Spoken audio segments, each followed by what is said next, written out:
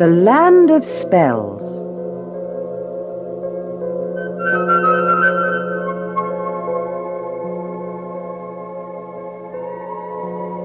This land was like a big marketplace. In it were curious little shops and stalls. All kinds of people sold spells. Tall wizards, green-eyed witches, all kinds of fairy folk, pixies, gnomes, goblins, elves, all crying their wares at the top of their high voices. Joe could hardly believe his ears. Now we must just see if we can possibly find a spell to make you stand up straight again, said Moonface, and he went into a little low shop in which sat a strange goblin.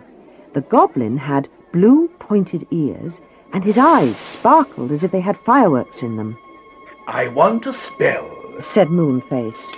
The goblin sounded very important. What for exactly?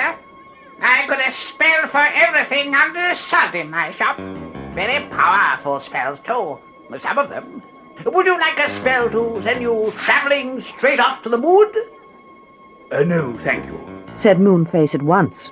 I know I look like the man in the moon, with my big round face, but I'm nothing to do with the moon, really. Well, would you like a spell to make you as tall as a giant? Said the goblin, picking up a box and opening it.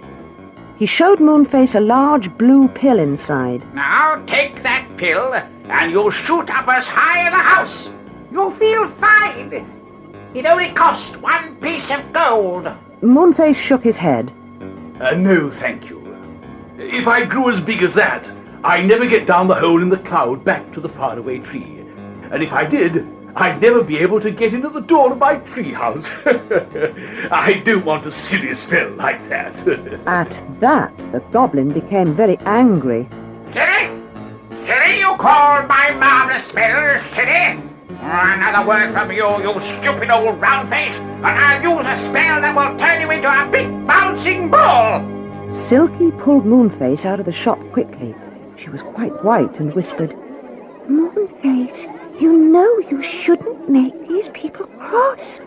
Why, you might find yourself nothing but a bouncing ball or a black beetle or something if you're rude to them. For goodness sake, let me ask for the spell we want.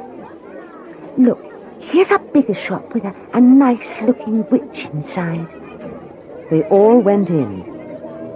The witch was knitting stockings from the green smoke that came from her fire. It was marvellous to watch her. Joe wished he wasn't upside down so that he might see her properly. After a while, the witch spoke. Good morning. Do you want a spell? Silky put on her most polite voice. Yes, please. We want to make our friend Joe come the right way up again. The witch looked in a kindly way at poor Joe. That's easy.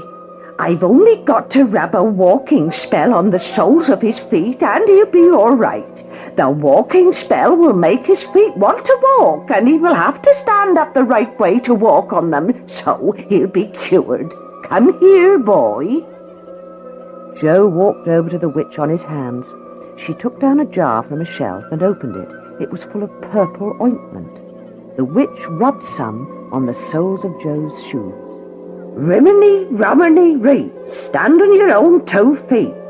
Rimini, rumini, row, the right way up you must go. And of course, you can guess what happened. Joe swung right over, stood on his own 2 feet again, and there he was as upright as Moonface and Silky. Joe, Silky and Moonface and the Saucepan Man were very pleased that Joe was the right way up again, and Joe said, It feels funny. I feel quite giddy the right way up. Thank you, witch. How much is the spell? 1 piece of gold, said the witch. Moonface handed her a piece of gold. The witch threw it on the fire, and at once a bright golden smoke came out. She took up her knitting needles and began to knit the yellow smoke into the stocking she was making. She looked very pleased. I wanted a yellow pattern.